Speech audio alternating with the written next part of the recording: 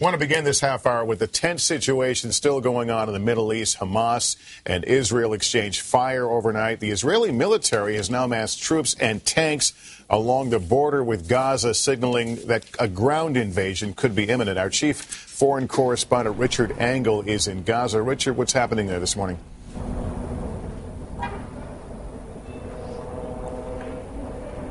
Good morning. Israel has also called up thousands of reservists and sent, as you said, troops and military hardware to the border here in Gaza. Inside Gaza City, there have been more airstrikes. In fact, there was an airstrike here not long ago.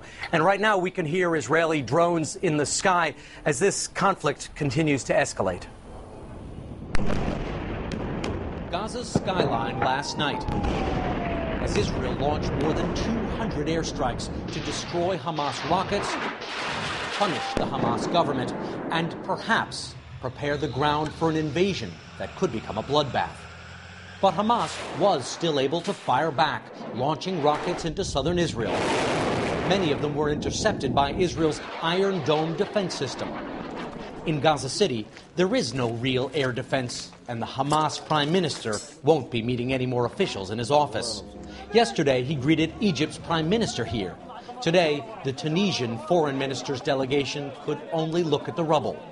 Witnesses say the prime minister's office was hit by at least 4 Israeli airstrikes. This was the symbol of Hamas's authority in the Gaza Strip. Now Hamas's top leaders have gone into hiding. So Israel is hunting them down in their homes.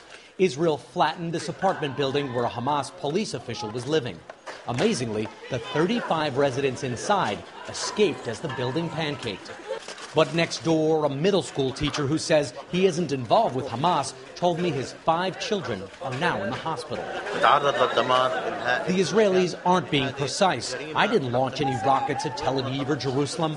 There is no excuse for this, he said. Residents salvaged what they could. So did 4-year-old Hayat. These are childhood memories she's unlikely to forget. In most of Gaza today, the streets were empty, shops closed.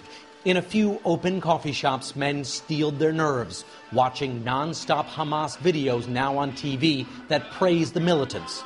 Gazans know they can expect more destruction and more deaths. Several Middle East leaders, including the Turkish prime minister, are meeting today in Cairo. But so far, there is no real talk of a ceasefire. Lester. And we can hear those drones behind you, Richard Engel. What just happened there, Richard?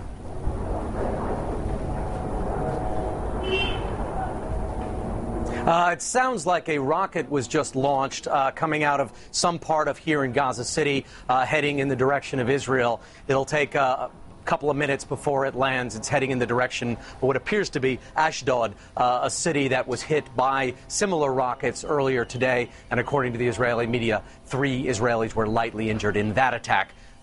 We'll know what the result is of this quite soon. Okay, we just heard that. I wanted to get that. Thank you, Richard Engel. Appreciate it.